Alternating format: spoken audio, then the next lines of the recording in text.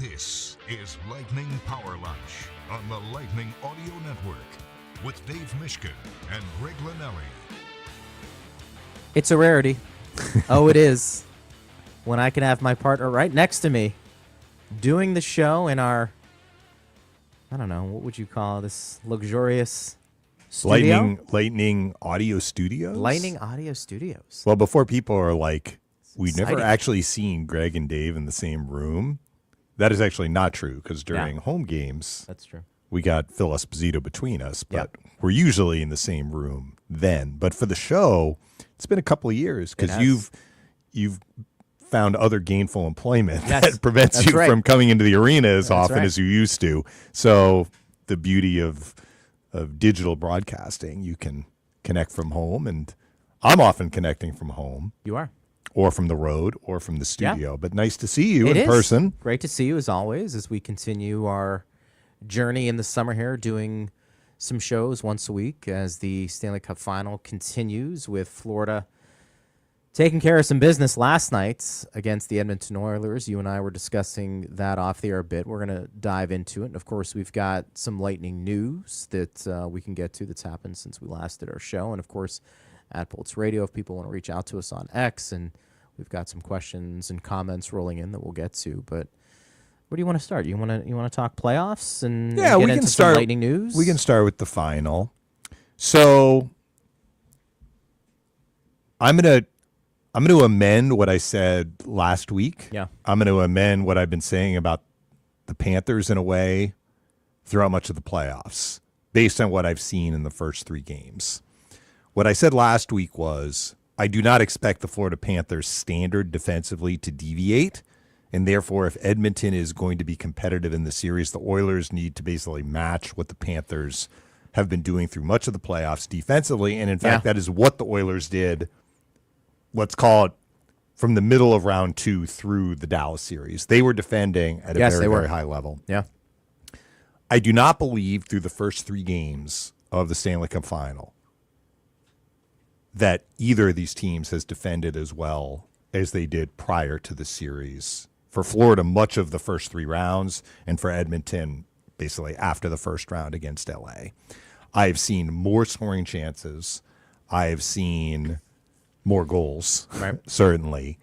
And I don't know what the next series of games is going to tell us. I still believe that both these teams can get better defensively, and it may be a race to which team reaches that higher standard first. Now, for the people who are like, Dave, what are you talking about? After the first period of Game 2, the Edmonton Oilers have scored a total of 2 goals. They scored a sixth attacker goal in the third period of Game 2 to get the game tied. Right. And they scored 1 goal last night. And that's more than just 5 periods, because we had double overtime in Game 2. So there was another period in there as well. But if you actually watched how the Panthers are defending, this has been a lot more about Sergei Bobrovsky than earlier in the playoffs. I mean, if you haven't been able to watch the whole game or games, you can actually watch the 8 to 9 minute highlight clip that the NHL puts together. They're going to have the goals on there, but they're also going to have the chances on there. Even last night, a blowout win for the Panthers, Bobrovsky was really asked to do a lot. Marchand scores in the first minute. Before that goal is scored, there are a couple of pretty dangerous chances the Oilers had. The other part is this has been, contrary to what you have believed, and I'm not saying you're wrong, but in this series, it's going in the other direction. There have been a lot of power plays, more than we would expect. Florida Panthers had 11 power play chances in Game 3. That's insane. Now, some of it was the game was out of hand. Edmonton, this is the other part of it. Edmonton is trying to turn into the junkyard dog that the Panthers are, and so we're having a lot of physical altercations, and there have been a lot of power plays. So both these teams look good on the power play. So you're going to get chances that come out of power play opportunities, and both teams have scored goals on the power play. But I guess what has surprised me a little bit is basically what I'm saying is the Stanley Cup Final has been more wide open than what I would have expected. Yeah. And that is reflected in the high goal totals for both these teams. on one level, and Edmonton got blown out last night, so take this with a grain of salt. I've been impressed that the Oilers have been able to make the Panthers as uncomfortable as they have made them defensively. I mean, I was watching pretty intently the third period of Game 2, and the Oilers were down. They were pressing. They got the game tied with the Perry sixth attacker goal, but they were leaning on the Panthers. They were generating good looks. So I had said last week I would be surprised if Bobrovsky would win the Conn Smythe, because I felt like he'd been part of what is working well for the Panthers, but he wasn't like stealing games. I'm not sure that he's stealing games, Right. but I think he has had more of an outsized role in this series than he had to in the earlier series, which is a credit to him. It's something we talked about. You know, Yeah. he hadn't really, I don't want to say steal a series, but maybe he wasn't the X factor that you need your goaltender. Maybe he's saving the best for last in Maybe. a moment where you need it the most. The other thing, too, is I'm wondering why both teams have had maybe a few more goals allowed than we thought or leading up to the series, the way they have played. And I'm wondering, is it just the matchup? You know, are the Panthers... Yeah. They're a deep team. I mean, they can defend, but they are a deep team. I mean, Evan Rodriguez last night, the pass he had to Verhaeghe right in the slots, that's a talented player, Dave, who can go up and down the lineup, and we've talked about him over the years. He's somebody who's meshed well with skilled players, and maybe certain situations he's a third or fourth liner, but, you know, he makes a beautiful pass to Verhaeghe. I mean, that's a gorgeous shot, you know, Yeah. bar down. So maybe flexing their muscle depth-wise overall offensively has been a problem for Edmonton. And then Edmonton, I think some of it is, you know, playing well at the right time offensively. You know, we talked to Jack last week. They had some guys who were rolling. They were finally healthy. And then obviously, you know, Draisaitl and McDavid, that factor too. I mean, I think when they're on the ice, they're gonna create some chances that maybe you didn't otherwise see in the previous rounds from some other players. I'm just speculating as to potentially why we're seeing a few more chances offensively in this series compared to where we've seen things against these teams overall. But it still comes back to when we take a look at this series through 3 games, I mean, I'm not surprised Florida's up. I think Florida's the better team.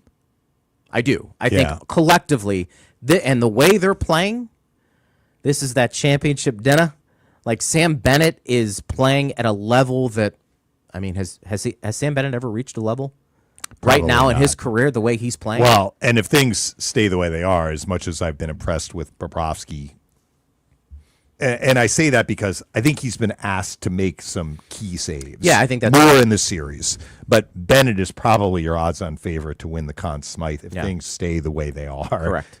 I mean, he's scoring a ton of goals. He's scoring a ton of goals on the road. Hitting. Yeah. And you mentioned to me before we came on, I mean, he's frustrating Edmonton. Yeah. And that's the beauty of Sam Bennett. Yeah.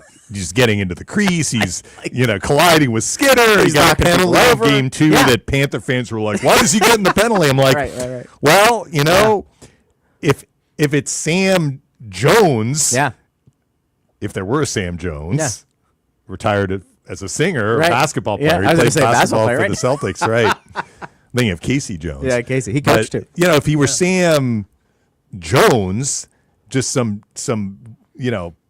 NHL player that didn't have the reputation of bumping goalies, maybe he doesn't get that penalty. But Bennett has now developed a reputation, but it has served him well in that, he is aggravating the other team. And the Oilers lost their cool yesterday, which added to it.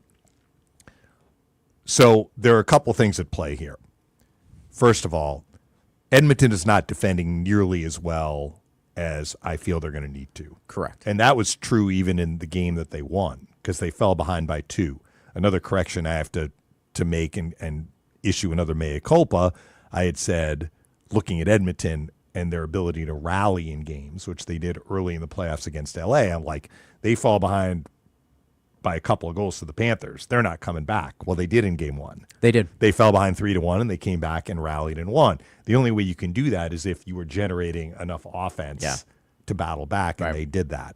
So the problem, though, has been 3 goals allowed in Game 1, 5 goals allowed in Game 2, 6 goals allowed in Game 3. That's 14 goals in 3 games. it's just not going to fly. They need to get better defensively. What has helped them is the Panthers have not been as good defensively, I think, as what we've seen from them. So why is that? You kind of asked, why are their goals being scored? Is it what these teams are doing offensively? Is the offense for these teams kind of winning the tug of war a little bit on the rope, forcing mistakes from the defending teams? There may be something to that. McDavid had a dazzling assist in the first period of Game 2 that's almost undefendable. Sure. All of that. I think there may be some of that, but top defensive teams can figure out a way to limit chances. Yeah, for sure. And I don't know that we can say definitively. Like, I feel Edmonton has a chance to win the series. So I agree with you. I think Florida's been the better team in the playoffs. I went into the series thinking Florida has been airtight defensively, and Edmonton has to find a way to match it. Well, Florida has not been airtight defensively in the series. I think they have to tip their cap a bit to Bobrovsky. And if I'm the Oilers, I'm like, let's see if we can be better defensively than the Panthers. Because I think there is a margin to be better defensively than what the Panthers have showed so far through 3 games in the series. If they can do that, they're going to be the ones outchancing Florida. Problem is that from Edmonton's side, they're giving up just way too many chances. They're giving up breakaways. I mean, Marchand scored a shorthanded goal on a breakaway in Game 2. Well. He scored a double overtime goal on a breakaway. Bennett scored on a breakaway last night. I mean, they're giving up the sorts of chances you can't give up. So it's almost like, to me, this series is up for grabs. It's 2-1. Yeah. Obviously, the next game is going to be very important. But the team that can tighten things up defensively first is going to have an inside path to win the series. And I'm including Edmonton. Edmonton also has to figure out a way to stay out of the box because their penalty kill, I know Jack was like, it's gotten better. Yeah. He talked to us before the series. They're under 70% in the playoffs. And they've given up 5 power play goals in the 3 games. A couple were Garbaggio time last night, but they can't be shorthanded that much. Florida wants to take penalties, put Edmonton on the power play. If you're Edmonton, great. Sure.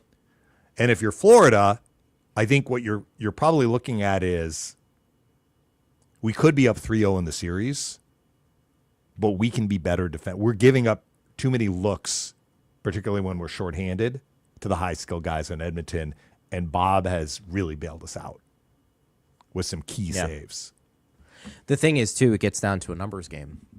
Because if you're Edmonton, you're looking at this and saying, we've got to beat them 3 more times. Mm-hmm. I mean, that's the law of averages now a little bit. And this is where championship DNA, however you want to say it, that's why I think it's you're right, Edmonton's obviously, they got a heartbeat, and it's a pretty good heartbeat. Yeah. I just think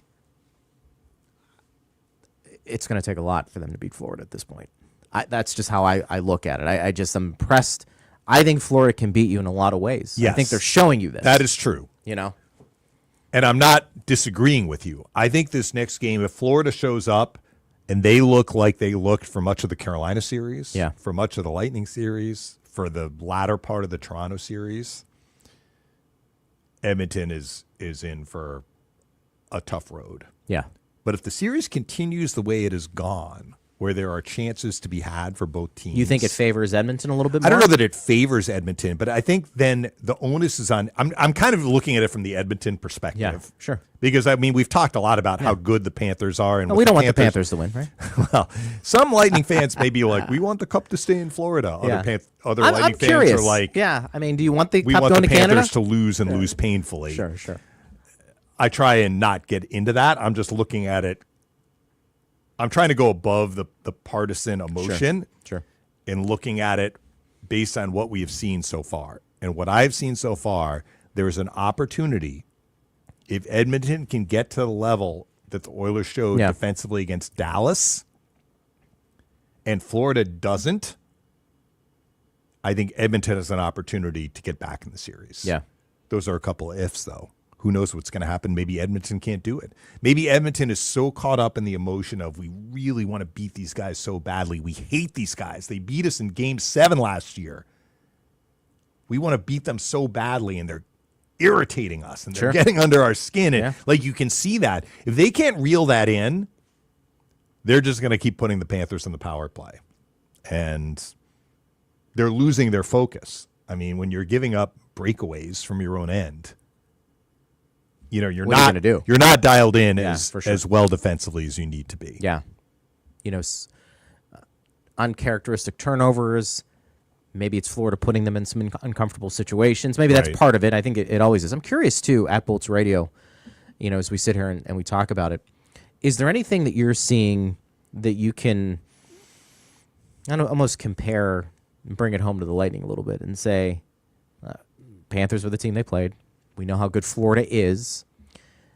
Do we still feel kind of good about the Lightning's roster and how it's constructed? Did this reiterate, they just went against a really hot team, and that's what it is? Or is there anything that you're seeing from the Panthers and maybe even Edmonton where you're like, yeah, I mean, I think if the Lightning can address that potentially in the offseason, I feel like they're really going to be set up for some success in the playoffs hopefully next year. So I go back to something that Jack said, which was also something I think we talked about leading up to our conversation with, in case you don't know who we're talking about, Jack Michaels, the Oilers, now he's doing radio, but he normally does their TV, joined us last week before the series began. And he said, you know, what the Panthers and Oilers have done, they have made really, really good teams look ordinary. Yeah. I think we talked about that too when we were really looking at the Panthers. So the Oilers have had a bit of a nightmare defensively in the series, and so they have made some big-time mistakes. But have the Panthers made the Oilers look ordinary? I don't think so. In terms of their top guys not being able to do some things offensively. They have. Yeah. I know I'm kind of beating a dead horse here, but that's why Bobrovsky has been asked to pull some rabbits out of his hat. He wears the uniform. He's part of the team. Yeah, right. He's helped the Panthers a lot in this series. So as it relates to the Lightning, what this says is, you know, no team is just capable of playing at this extraordinarily high level indefinitely. And I'll reiterate what Julian Breezebaugh said at the end of the season, Greg, and looking at his team. He said, I like our team. Mm-hmm. I like our team. They didn't play as well as they needed to in that 5-game series against the Panthers, and the Panthers played extraordinarily well. They did. Defensively. Having said that, the middle 3 games of the series were toss-ups. They were. I know the Lightning won Game 3 by pulling away late, but it was a close game. Yeah, right. The reason those games were toss-ups is the Lightning defended at the level the Panthers were defending, basically throughout the series. So if you're Julian, I think what you're saying is, however the Panthers are playing now in this playoff year, first of all, it's probably not sustainable because no team can sustain that level just indefinitely. And second of all, they may not be the same team next year. So let's build our team to build on the things that we did well this year. And what we're seeing in the Stanley Cup Final is the Panthers are a tough team. They're a seasoned team. They know how to win in the playoffs, as you alluded to. They can win a lot of different ways. Yeah. They are a great, great team. Mm-hmm. They're not going anywhere. They're in the Lightning's division. But I don't think that should change kind of the Lightning's approach of, we had a good year this year. Yeah. And let's see if we can build on that. And to that end, you know, we have some news. Max Crozier signed a 3-year extension. Jack Finley signed a 3-year extension. I mean, he only had the 1 game with the Lightning last year, but they're getting some of their depth guys. Crozier's the one that I think a lot of people are going to focus on because, you know, we've speculated, is he somebody that could be in a top 6 role? Right. Top 7. As soon as, you know, next year. Yeah, and we don't know what's happening with Nick Perbix, who is a UFA still. And remember, the date that you're looking at is July 1. Right. That's when any pending free agent becomes free to shop, unrestricted. Anyway, the restricted ones usually get qualifying offers before July 1. So to the extent that we haven't really seen anything yet, and what is today? June 10th? Right? Yeah, so 10th. I mean, we're basically 3 weeks away from sometimes we get an answer with no action, right? So if Perbix is not re-signed by July 1, that maybe means that the Lightning are looking at Crozier as as that right-handed defenseman Right. to take his spot in the lineup. Not that Perbix is going to break the bank, but Serviceable the Lightning defenseman. I think they have like $3-some-odd million left in cap space, but some of that includes Connor Sherry's contract. Right. Is he going to be with the team? Who knows? They still have to get Gonsalves re-signed. They still have some other pieces to just fill, right? And we'll see how that plays out. Yeah. And, Perbix, I think, if anything, this year put himself in a position where he should find steady work in the NHL. I mean, he looked pretty good this year. I think he and Radish, it's easy to look at them and blame things when things aren't going well defensively because they're not Victor Hedman, Ryan McDonough, and Chernak and those guys, but Moser. But I think for depth defensemen, for guys who are on the back end of that D-core, that's pretty solid. The good news for the Lightning, I think they have, we've speculated on this, we've talked about it, I do think their back end can be a strength with kind of this next wave of some younger players coming up. Crozier, obviously a big part of that, but Lilleberg played a lot this year, and, Chernak's still relatively young. And then, obviously Hedman and McDonough and Moser leading the way as your veterans. I think it's a good D-core, even if Perbix doesn't come back. Yeah. And so I think it'll be interesting to see what type of work Nick finds if it's not with He'll find the Lightning. He'll find a team. He's an NHL defenseman. I mean, I think that's... And he's not going to break the bank. It's just that the Lightning would have Crozier as a cheaper option and maybe look to build. And maybe give you more than Perbix, depending on the skill set and what you're going to see. If I'm remembering right, though, it was a 3-year deal, and I believe the first year is a 2-way, and then it goes to a 1-way after that. Steve's giving us the thumbs up. Yeah, so I mean, they're giving themselves some wiggle room there. Some wiggle room. Let me see if we have any questions here, partner, coming on via We can talk about X. the Dan Hinote hiring. Let's too. do that as well. I want to touch on that because it is relevant. Nothing new here. We do have some email questions. What do you make of Hinote? We were talking about this too. Who's now joining John Cooper's staff? I remember him as a very, very good role player when he was in the NHL, mainly for Colorado. Yeah. Defensive guy. Penalty as a killer. Forward, penalty killer. Mm-hmm. But, somebody obviously the Lightning brought in and feel pretty confident about. Yeah, I know him well, actually, Yeah. because he started his career in Hershey and I was there. So I knew Hershey him back connection. when he was 20, Yeah, right? yeah. So he is, you hear this about a lot of Was he people, with Eric but Fair? No. No. Eric Fair arrived after I left. And Eric Fair was with Washington. They'd switched gotcha. affiliates Okay, at that point. I But I love the Fair the comment. reference. Yeah. So Dan Hinote is just like you hear, he is good people. Yeah. Like he is a tremendous human being. And I actually heard him reference this when Ben Pierce interviewed him, or maybe it was in the press conference that he did, but Ben put it in a story that as a coach, Dan Hinote tries to exude positivity, and that is a big part of his personality. Yeah, right. He's just a very positive, upbeat person, always had a smile on his face no matter what was happening, in terms of on the ice, off the ice. Born in Florida.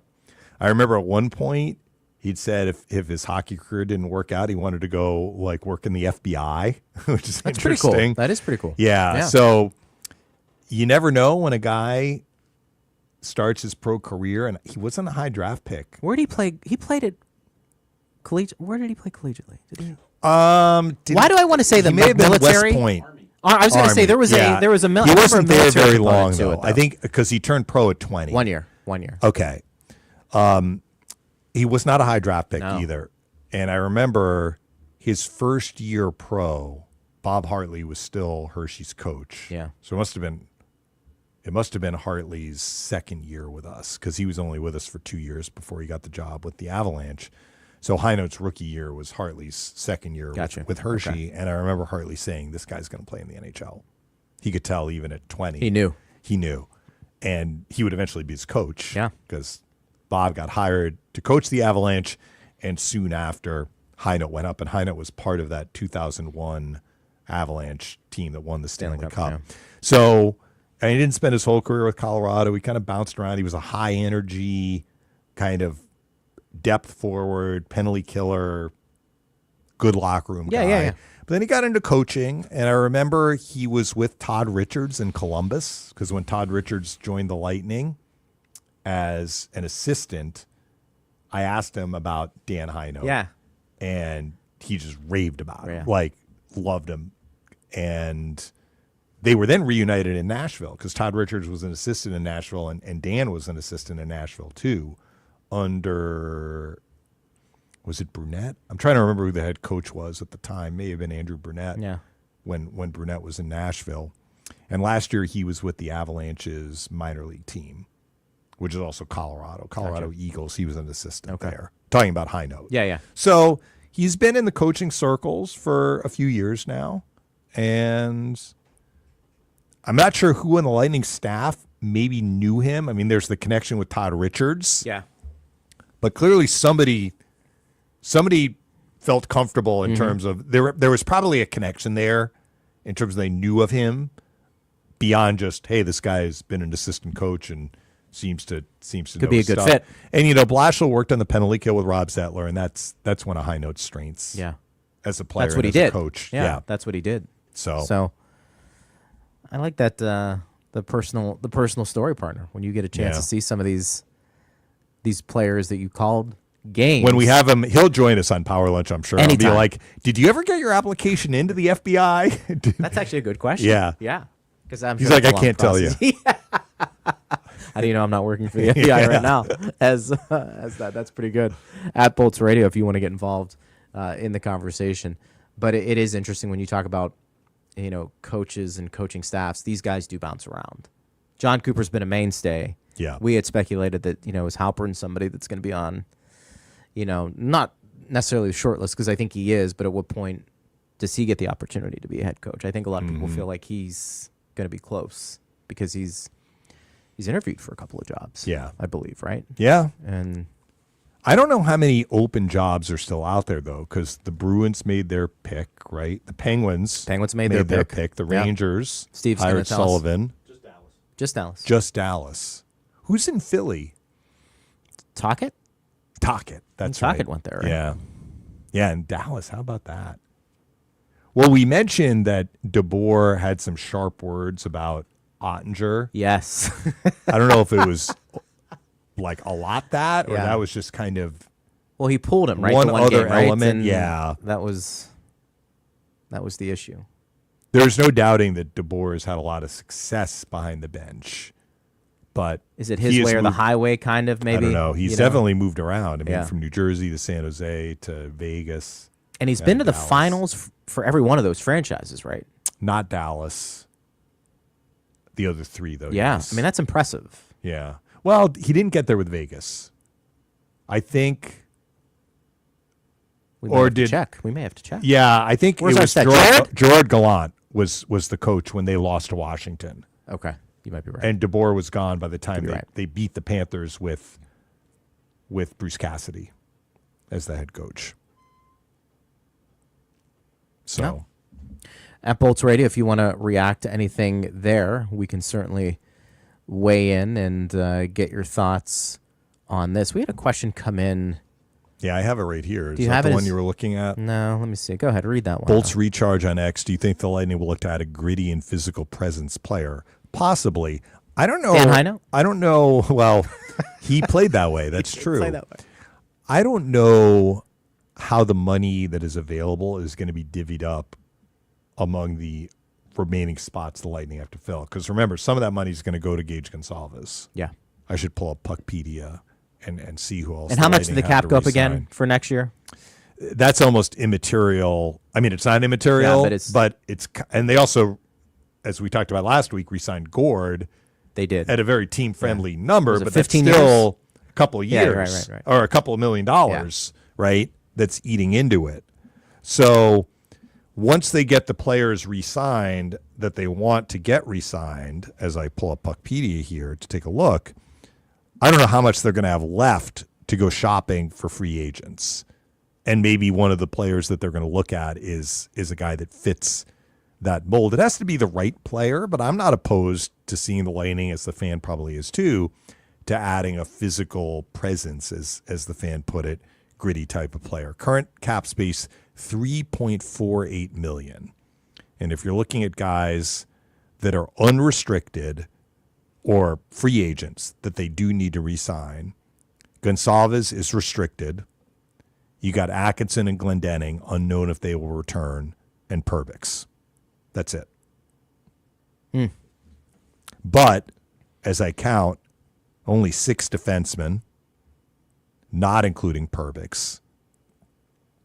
And how many forwards am I counting here? 1, 2, 3, 4, 5, 6, 7, 8, 9, 10, 11, 12, which that number includes Connor Sherry and Connor Geekie, who I expect to be on the Lightning this year, but just understand that he is a guy that they could send down because he's still going to be waiver exempt. Yeah, they could.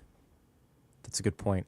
In terms of adding a physical player, there were a lot of people, I think, this year, I don't know if it was reminiscing or thinking about the good old days, even though we're not that far removed, that wanted that fourth line, to have like a Pat Maroon presence, somebody that was going to address the nasty stuff and at the same time be able to chip in and play that heavy game. And I don't know if the roster was constructed necessarily that way, like we've seen from Stanley Cup teams before for the Lightning. I think some of that is just who's available. Some of it is who you have cap-wise. Well, look, I'll say this.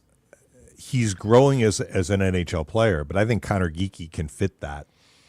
I think he can. Description. Yeah, I think he can. Is it a higher end type Pat Maroon player? I think that's what they're looking at, right? Top 6 guy who can score. You mean the fan who asked? Well, I'm saying in general, like you said, I want a, more gritty, physical type player. And while I think Geekie has some of those traits, I also think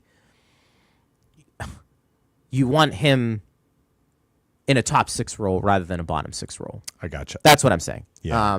I think you're right. I think he can provide that physical play. And I think he can, drop the gloves when called upon. I think he's that type of player. Whether he's a guy that you want buried, it's probably the wrong word, on a fourth line, playing limited minutes, doing that as opposed to, hey, can he play with Cooch? Yeah. And be a guy who's the power forward there and do But, his thing. So Brandon Hagel is in the top 6, and he plays a gritty game, I think. He does. And, if we're going to look at the Panthers, Tkachuk and Bennett, they are exceptional at what they do. Right. But they are not, playing limited minutes. So no, they aren't. I think it's more about the identity of the player. I think you're right. If you're physical and you're gritty, like, what else do you bring? Maybe you do fit into a top 6. Maybe you are more in like a fourth line role where you can have gritty physical players on the fourth line too. And they've had that with Corey Perry. They've had it with Corey Perry. Boy, he's having a heck of a He just playoff. continues to I have to play give well. him a shout out for the goal that he scored in game 2, the 6th attacker goal with whatever it was, 17 seconds left, because there's a rebound. Did you see the goal? You know what I'm talking? No. So there's a shot. They're trying to get net front. I think it was a save. The puck came out. It wasn't like right at the top of the crease. It was more at the hash marks. Perry is there. Luostarinen actually is on Perry. And I believe he had stick on stick. So he's tying up Perry's stick. Perry's on his forehand. The puck is there. Perry muscles through the tie-up and is able to get enough on the shot to flip it in. Like, it was... That's what he does. It was not... There aren't too many players that can score that goal when you figure, like, the resistance that was being applied to his stick. Right, from somebody else. Yeah. Like, probably a lot of players would be trying to shoot, and they just couldn't...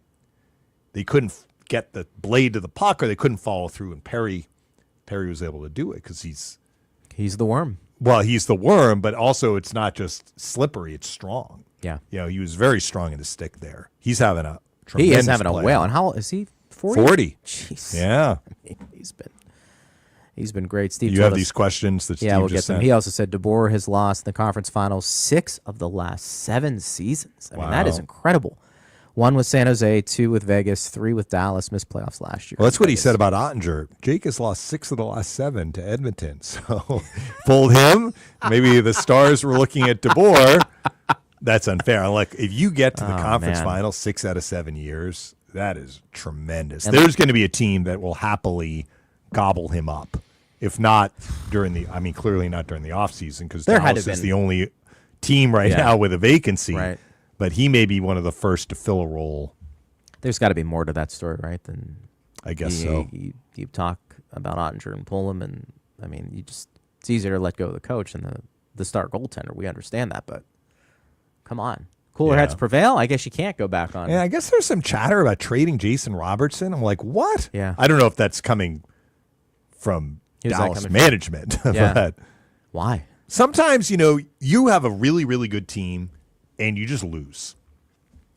I know it's hard to accept. Is that kind of what we were talking about with the Lightning? Sometimes, but in this case, Edmonton against Dallas, Edmonton played at an extraordinarily high level, which is why Jack was saying Dallas Stars are a really, really good team, and the Oilers made them look ordinary. Yeah. Maybe if they played in the first round, it wouldn't have happened. Maybe had Dallas seen Edmonton in the first round, Dallas would have been able to do a lot more. That's or fair. they play next year, Yeah. Now, they've lost to Edmonton a couple of years in a row here, so that stings. But Dallas Stars have a really, really good team. So, again, proceed with caution. Sure. You're like, well, we didn't win the Stanley Cup. We need to make massive changes. Sometimes that's not the wisest move. Yeah. Sometimes massive changes aren't required. Sometimes it's changes on the edges. Now, certainly a significant change is going to be coming because they're going to have a new guy on the bench. Yeah. But I don't know about personnel. Coaching, does make a difference in different ways in how you look at it. It could be schematically, it could be motivating players, and DeBoer certainly has had a ton of success with different teams, which means he knows how to manage, but you wonder, is it a little bit of the John Tortorella? There's an expiration date. Well, I think Torts, things are a lot more volatile with Torts sometimes just because he emotes, in the post-game press conference, and there are some very visible altercations, if that's the right way of putting it, in terms of not altercations, but like back and forth, open disagreements with players that we can see. We never really got that with DeBoer, but that doesn't mean that that's not part of it. Let me say this. I mean, DeBoer was thought highly enough by John Cooper that he was on the staff. He was. For Team Canada. Respected. Nations. He's a respected guy. And he may be on the, I don't know if he's on the staff for the Olympics, but I wouldn't be surprised. Team Canada did pretty well at the Four Nations. They may want to keep the coaching staff the same. What do you make of this? Because I don't think you and I have ever really gotten into this about the coaching carousel. It's just not in the NHL. It's with all sports. Yeah. We talk about John Cooper being with the Lightning as long as he has, and then when you take that out and compare it to all the other sports, I mean, it's pretty impressive. I mean, he's like a unicorn, though. He really is. I mean, what do you make of that, though? I mean, the one thing that's constant in these leagues is that these coaches don't last. But people make such a big deal about continuity. And the coach, you would feel like, is a big part of that. But these guys, I mean, they churn them in and out. Are you saying they're firing coaches too soon, or the coaches that they are hiring are guys that have been with a lot of NHL teams? So I think that they go hand in hand. It's like if you have a guy who's like DeBoer has a great track record. I know he hasn't won the Stanley Cup, and maybe that's the ultimate way he's being judged, but it's really hard to do that. And if you have a coach who's worked with several teams and has gotten these results, at what point as a league, and it's a trickle-down effect with the organizations, why aren't we giving enough leeway with coaches to stay with one team, develop that chemistry with everybody involved, and say, it's okay to have a coach for more than 3 years, assuming you've had success. So you'd have to talk to the individual general managers that are making these decisions. Like Julian may have a different perspective than somebody else, Julian has a different right? perspective, and he's probably in the minority. Probably. But I think it's one of two paths that will lead to a coach getting dismissed maybe sooner rather than later. Right. One path is the coach has been successful, and then all of a sudden there's a bad year.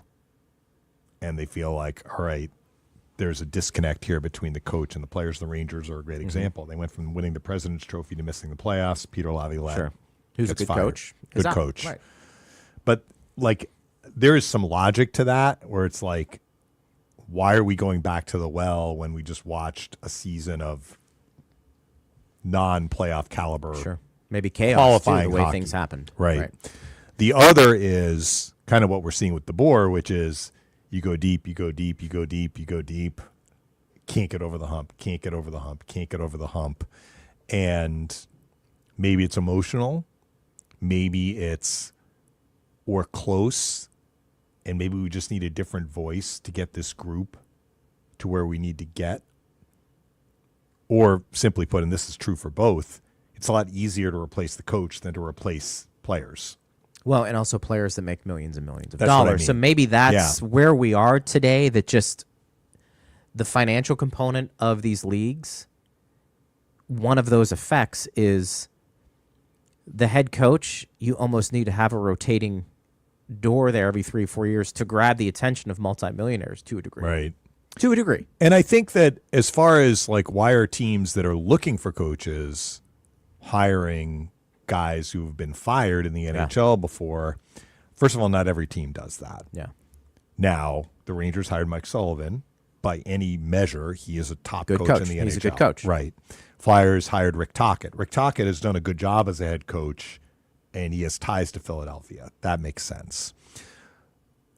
At the other end of the spectrum, the Capitals hired Spencer Carberry, who won the Jack Adams. By the way, I will note that John Cooper did receive a second first-place vote for the Jack Adams. So I was not the only one who voted him first, although Carberry got most of the first-place votes. Right. So people were like, well, why don't they just hire coaches that are open to be hired?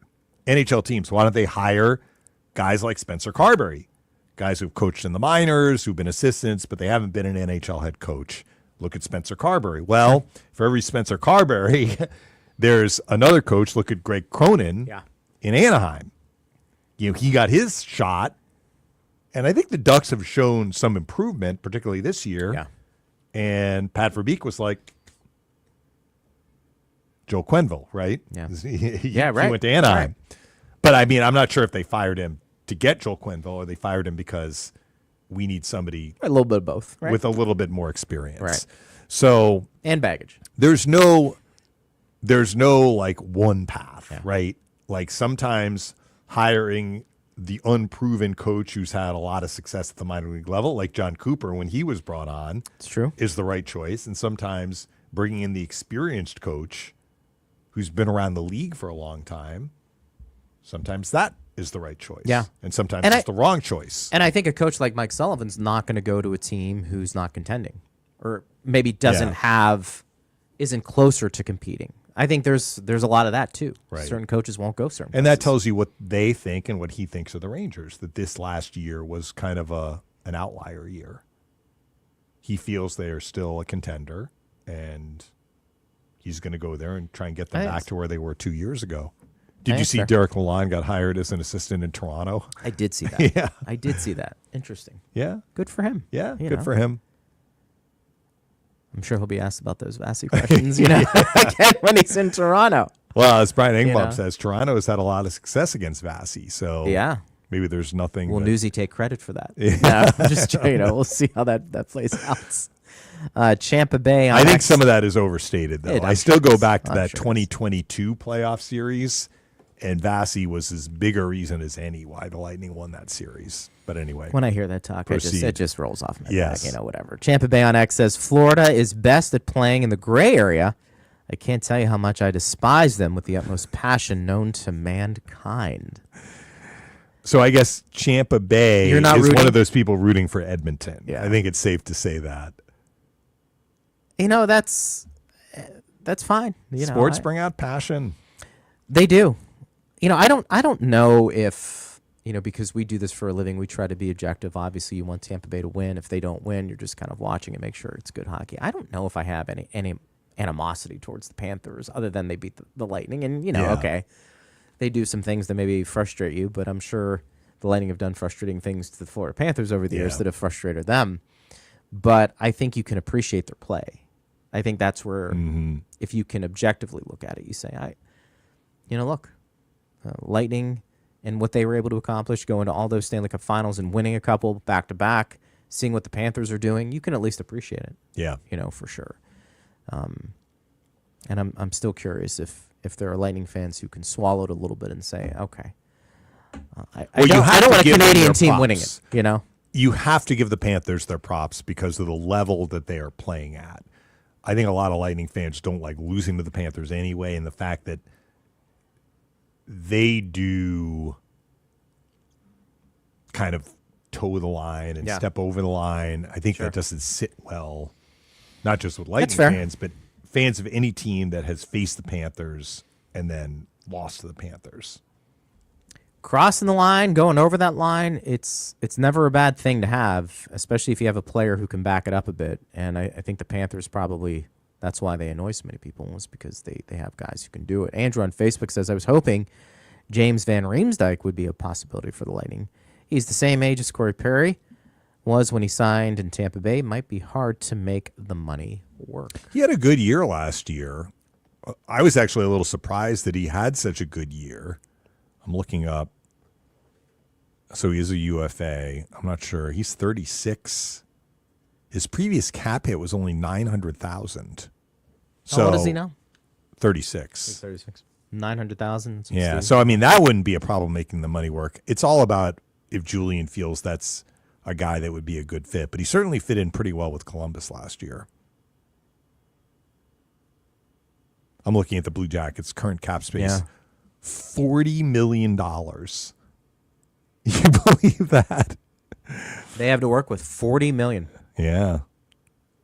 I mean, that's the guys they have under contract. Nobody is making huge money. Would you load up and just try and make a pitch for I mean, Marner? Werenski's the one guy. He makes 9.5. Would you make an offer to Marner?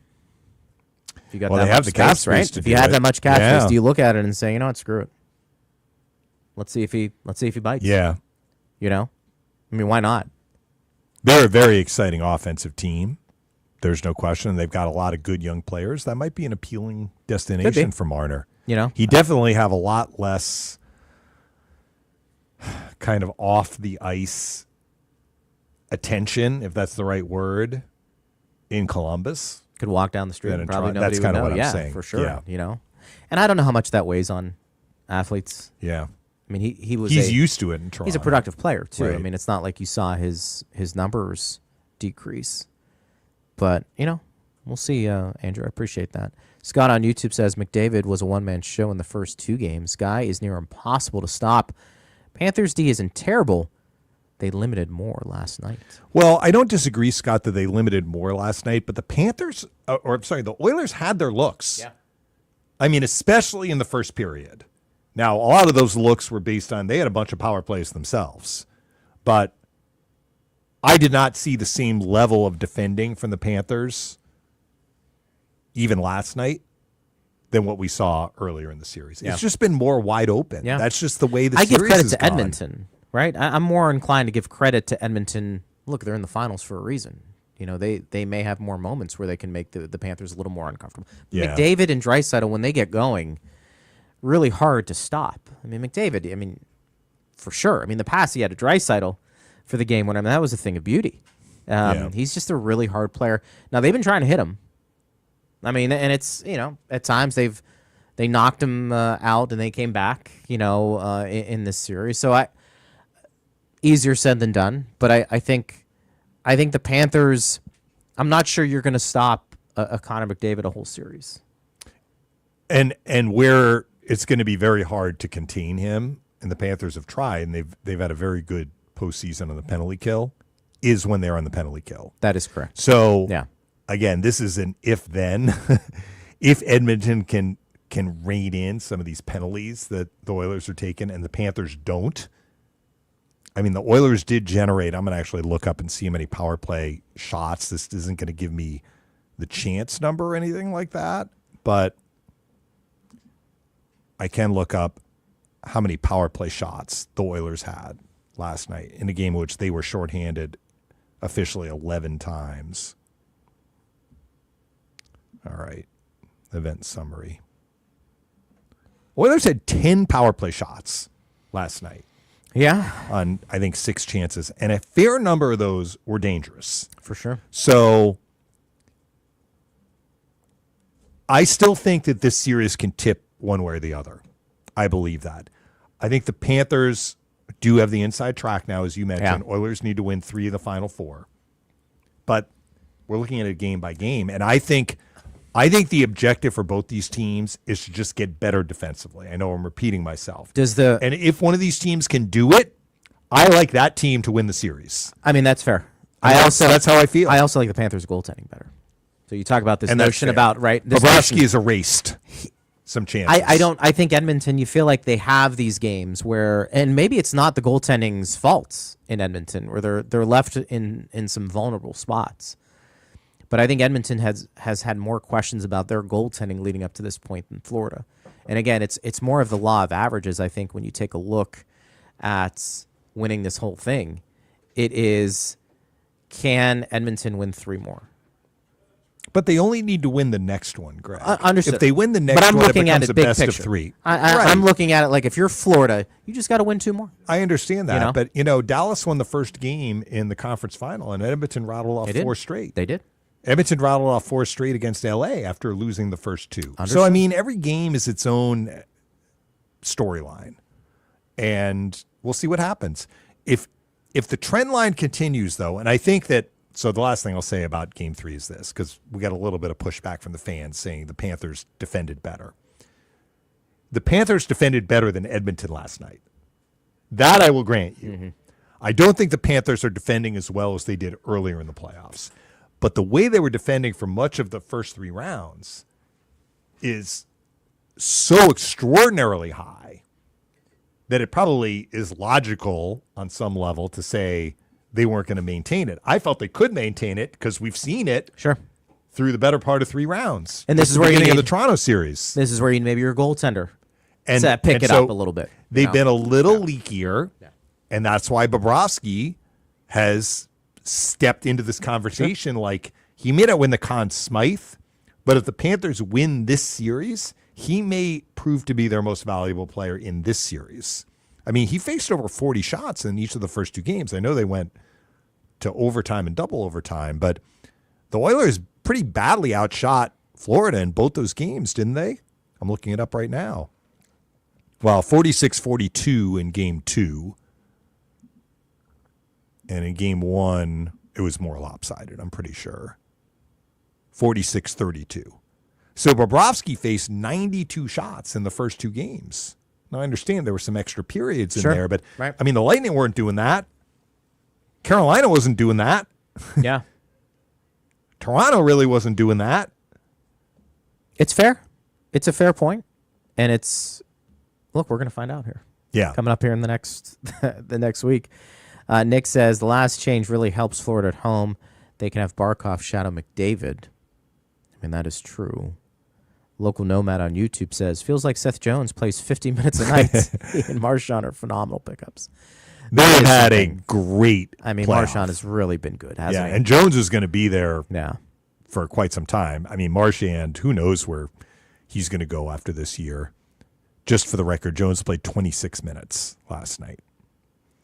Marchand has come up with big play after big play after big play, and that third line for Florida has had a great playoff. And a lot of times you do need a great third line. Yeah. You know, we've talked about this, and no better example than the Tampa Bay Lightning. But speaks to how deep the Panthers are that they can 100%. Add a Marchand, and they're slotting him in on the third line. And you know, honestly, that might be where he needs to be. Yeah. You know, you talk about guys who get 37, 38, and very rarely in those instances, partner, if they've been a go-to guy throughout the course of their career, can you maintain that level of production as you get older? Sometimes you're still a productive player, but it might not be in a top 6 role anymore. Mm-hmm. I mean, it could. But, you know, you telling me the Florida Panthers can send out a line where Marchand's on the third line and look at the impact he's made. We talk about Evan Rodriguez. I mean, Evan Rodriguez... He's in their top 6. He's a good player, but I mean, he's been in a bottom 6 throughout. I mean, Buffalo couldn't figure it out with him. Pittsburgh let him go. This is a guy who can play. Yeah. He's a great shot. He's got good offensive instincts, and he can skate. And now he's meshing well. Verhaeghe, you know, had a down year in the regular season, but he's somebody who can fill the net. But, you know, like the fans who are like, Florida has this physical, gritty team. I don't think anybody would look at Rodriguez and say he's a physical, gritty player, but he slots in on their team really well. He does. Because he's surrounded by guys who play that way. And look, there's an expectation that I think were you telling the story? And it was with Nate Schmidt, tried a risky play, and Sam Bennett and Tkachuk kind of pulled him over. We don't do that here. Yeah. Kind of the other effect is when you see them play the way how hard they play, even guys who aren't considered gritty, we expect you to go into the corners and battle. Right. You know, you don't have to rip the guy's head off, but you've got to be hard to play against. And I think that's part of what Florida does. Yeah. And so you get players like that who buy in. And that's the other thing, and we can wrap it up here. You need players to buy into the system. We talk about head coaches and messages. Your leaders are an extension of your coach on the ice. So they've got to buy into what the coach is saying, and then they have to go out and do it. It's a lot easier for Evan Rodriguez to play that way, gritty, if he sees Kachuk and Bennett do that shift in and shift out. Yeah. And I think that's part of what's interesting, the dynamic. And I'm sure Edmonton's doing the same thing with some of these players, as well. I just think, for me, looking at the remaining games, the Stanley Cup Finals, however long it goes, you mentioned the special teams. That'll be interesting. Staying out of the box for sure. It's got to be a point of emphasis for both coaches. Like, we cannot keep going to the penalty box. What's the goaltending going to look like from here on out? Yeah. Can Edmonton match a little bit what Bobrovsky is doing? And is Bobrovsky going to have his play dip a little bit? I actually felt in the one game Edmonton won, maybe the biggest goal was scored by Arvidsson, which came right after Bennett. That was a tough goal to give up. That was the one goal. That was on Bobrovsky. He should have had it. I agree. But other than that, like, he's been really fantastic, and he's erased a whole bunch of chances. But if he starts to allow some goals like that, that might level the playing field. I mean, honestly, looking at Skinner's night last night, the first goal, it felt like he was fishing out of the crease a little bit where Marchand scored. But a lot of the others, I mean, like breakaways, you mentioned Verhaeghe's shot, like off the bar and in. It's like you almost feel badly for the guy that he's dealing with this. Reinhart had a great shot. Another cardinal sin, right? They get a goal from Perry, the Oilers. They make it 2-1. And like less than 2 minutes later, they give up a goal. Where their defenseman runs into the referee, trying to skate out of the defensive zone, gets turned over. Yeah. Reinhart, boop, top of the net. And Reinhart, another one of those players that was phenomenal in the regular season, good throughout the playoffs, and now, finally got going. I wonder if he's not 100%. I mean, he got banged up. He might not be. Yeah. He might not be. But he's good enough right now. He's a good player. Yeah. He's a hell of a player. For what the Should we end on Panthers this? are trying to do. Our good friend from Jacksonville, Jim. Yeah. This is for you, though, partner. He said on YouTube, I just watched the Tampa Bay Sports Club Hall of Fame. Now, this was 4 days ago. Congratulations to you, Dave, and all that inductees. I was really touched by all the speeches, but especially Dick Vitale. Dave, how impactful was it for you to actually being in the room, seeing Vitale in person, delivering the speech? It's unbelievable at age 85, just what he's gone through, even in the last 5 years since he's turned 80. So I'll let you get there because he talked about Peter DeBoer of the Stars. Yeah, we did talk about that. What did you make of all that? Well, it was a great so we had kind of talked about this prior to Wednesday last week, but it was a great night. It was a tremendous honor. I was humbled to be included with a group of people that got inducted at the same time, and Tony Dungy won a Lifetime Achievement Award. I'd actually heard Dick Vitale give a speech a few years back. This is before he had his own battles with cancer, but it's always been a cause near and dear to his heart. His good friend Jim Belvano, of course, died of cancer.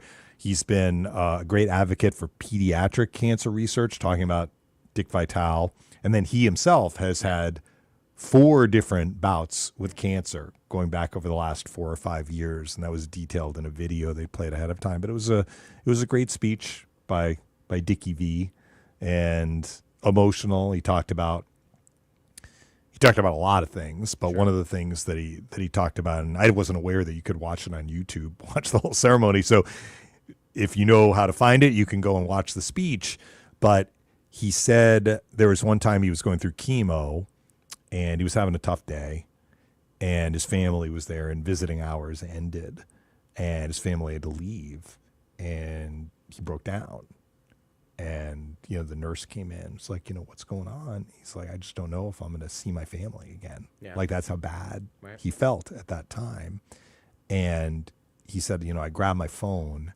It's like I hadn't looked at it all day because I was with my family and undergoing treatments. And he opened it up, and because he's pretty public about, like, hey, I'm having chemo today. Sure, like he had mentioned through his social feeds that he was having this treatment.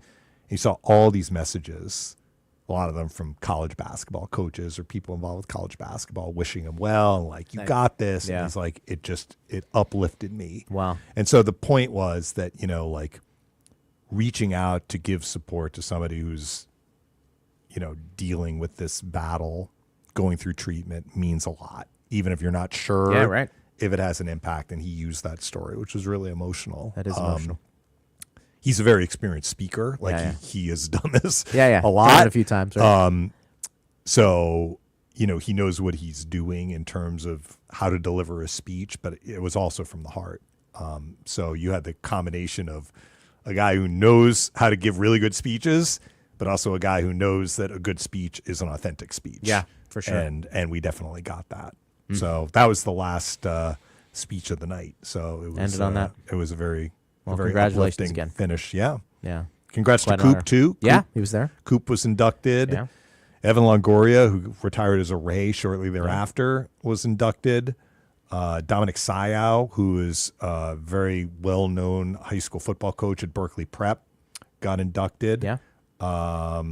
Rob Higgins, who is the head of the Tampa Bay Sports Commission, who's had his own battle with cancer. I think he's on the other side of it now, which is great news. He was inducted. And then, unfortunately, Terry Rupp, who's been a prominent figure at Jesuit High School, both as a coach baseball. I think he's the athletic director now.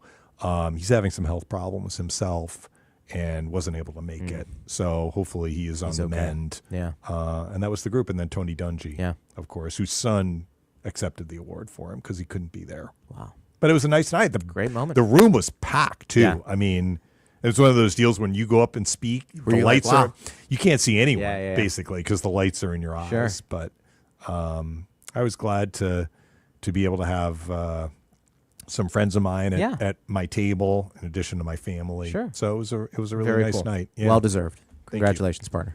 And then we're going to do this again next week, right? I think. Yes. We may be talking about a Stanley Cup champion. Maybe. Of course, they're going to play the series into like July 10th or whatever. Fireworks. Well, I mean, so what's weird is we get 2 days off between games 3 and 4, but then only 1 day off when they travel to Edmonton, but then it's every third day after. So we'll see.